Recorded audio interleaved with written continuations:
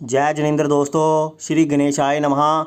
दोस्तों, आज इस वीडियो के माध्यम से हम बात करेंगे विष नवांश के बारे में। ये विष नवांश क्या होता है? बहुत सारे लोगों ने इसका नाम भी नहीं सुना होगा। जो ज्योतिष के विद्यार्थी हैं, जो वैदिक एस्ट्रोलॉजी करते हैं, उनमें से भी कई लोगों ने इसका नाम नहीं सुना होगा। तो आज इस वीडियो के माध्यम से हम आपको विष नवांश के बारे में बताएंगे, जिसका महत्वपूर्ण योगदान होता है फलित करने में।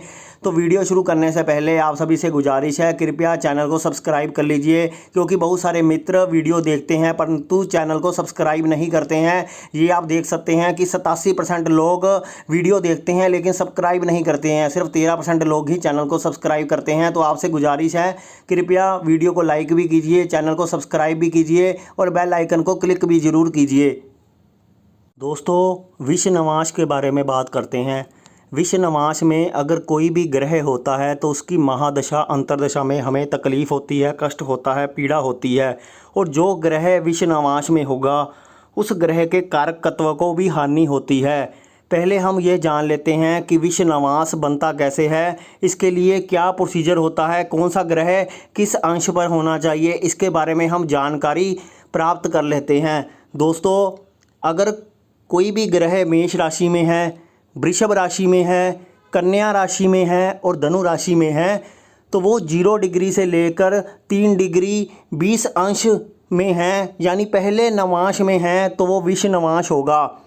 यानी 1, 2, 6 और 9 राशियों में कोई भी ग्रह 0 से 3.20 डिग्री में है तो वो विष नवांश में होगा। इसी तरह कोई ग्रह मिथुन राशि में है, सिंह राशि में है, तुला राशि में है और कुंभ राशि में है, तो कोई भी ग्रह 13 डिग्री 20 अंश से लेकर 16 डिग्री 40 अंश के बीच में होगा तो पांचवा नवांश विष नवांश होगा। तो वो पांचवा नवांश पड़ेगा जो विष नवांश होगा 3, 5, 7, 11 राशियों में। इसी तरह कोई ग्रह कर्क राशि में, वृश्चिक राशि में, मकर राशि में और मीन राशि में है और उसकी डिग्री 26 डिग्री 40 अंश से लेकर 30 डिग्री के बीच में है, तो 9वां नवांश यानी 9th नवांश विष नवांश होगा। तो इस प्रकार से ये तीनों तरीक़ों से हमें ये देखना पड़ेगा कि ये 3 जो कैटेगरी मैंने यहाँ पर बताई है आपको, इस प्रकार से जो विष नवांश पड़ेगा अलग अलग डिग्रियों में पड़ेगा। इसको हम उदाहरण चार्ट के माध्यम से भी समझ लेंगे। पहले आप इसको समझने का प्रयास कीजिए कि इन राशियों में इस डिग्री पर विष नवांश आएगा।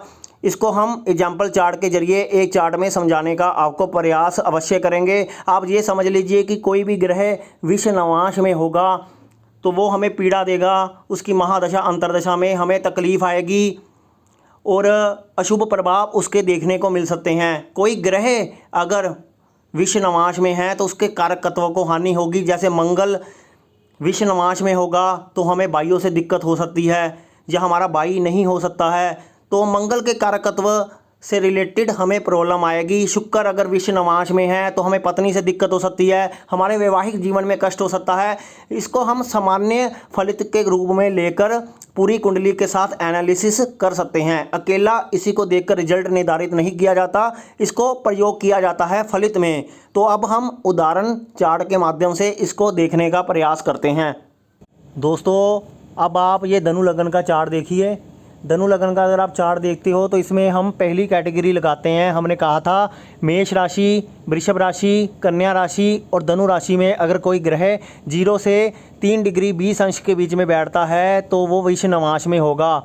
इस चार्ट में आप देखोगे कि मेष राशि में कोई ग्रह नहीं है, वृषभ राशि में कोई ग्रह नहीं है, कन्या राशि में कोई ग्रह नहीं है, धनु राशि में 2 ग्रह बैठे हैं, शुक्र और शनि।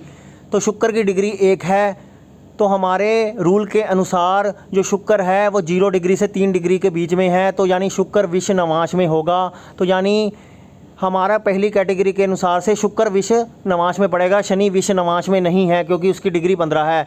अब हम दूसरे रूल के हिसाब से देखें, मिथुन राशि, सिंह राशि, तुला राशि और कुंभ राशि में कौन कौन से प्लैनेट है। तो यहाँ पर मिथुन राशि में गुरु बैठा हुआ है, गुरु की डिग्री है 17, लेकिन हमने कहा था 13 डिग्री 20 अंश से लेकर 16 डिग्री 40 अंश के बीच में होना चाहिए, तो यहाँ पर 17 डिग्री है, यानी गुरु विष नवांश में नहीं है। अब हम दूसरा देखें, सिंह राशि में कोई प्लैनेट नहीं है। अब हम तुला राशि में देखते हैं तो 3 प्लैनेट आ रहे हैं, बुध, सूर्य और मंगल। इनमें से जो डिग्री आ रही है बुध और मंगल की डिग्री कम है, एक की 9 डिग्री है, एक की 4 डिग्री है, तो यानी बुध और मंगल भी विषम नवांश में नहीं होंगे। सूर्य की डिग्री 15 है, तो हमारी कैटेगरी के अनुसार 13 डिग्री 20 अंश से लेकर 16 डिग्री 40 अंश के बीच में सूर्य की डिग्री पड़ रही है, यानी सूर्य भी विषम नवांश में जाएगा। इस प्रकार से पहली 2 कैटेगरियों में हमें शुक्र और सूर्य 2 विषम नवांश में मिले। अब हम तीसरी कैटेगरी को देखते हैं। हमने कहा था कर्क राशि, वृश्चिक राशि, मकर राशि और मीन राशि में अगर कोई ग्रह 26 डिग्री से 40 अंश के बीच में से लेकर 30 डिग्री के बीच में है तो विषम नवांश में पड़ेगा। तो हम देखते हैं कर्क राशि में केतु बैठा हुआ है जो 28 डिग्री का है, तो हमारी कैटेगरी के हिसाब से वो विषम नवांश में आ रहा है, क्योंकि 26 डिग्री 40 अंश से 30 डिग्री के बीच में ही केतु है, तो यानी केतु भी हमारा विषम नवांश में पड़ेगा। अब हम वृश्चिक राशि को देखते हैं। इसमें चंद्रमा बैठा हुआ है, वो 12 डिग्री का है, लेकिन वो डिग्री वाइज काफ़ी कम है, यानी वो विषम नवांश में नहीं आएगा, तो हम चंद्रमा को छोड़ देते हैं। अब हम राहु पे जाते हैं जो मकर राशि में बैठा हुआ है। राहु 28 डिग्री का है, यानी वो भी कैटेगरी के बीच में आ रहा है, 26 डिग्री 40 अंश से लेकर 30 डिग्री के बीच में, यानी राहु भी विषम नवांश में है।